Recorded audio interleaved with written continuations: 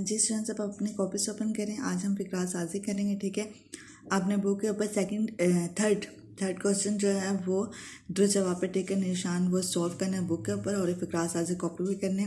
3 सितंबर 20 घर का काम और जुमेरात लिखें। ठीक है, जुमेरात लिखने के बाद फिक्रा साजी हैं। बोलबाला, आजकल हर जगह दीन इस्लाम का बोलबाला है। आतिशकदा, दीन इस्लाम के आने से आतिशकदों की आग ठंडी पड़ गई। खलबली, ग़ज़वा हुनैन में जब मुसलमानों पर तीरों की बारिश की गई तो हर जगह खलबली मच गई।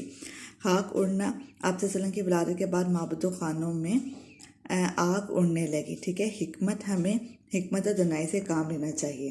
लास्ट 2 है गुमशुदा बच्चे को देखकर माँ का दिल बाग बाग हो गया। यकता, अल्लाह ताला की ज़ात यकता है।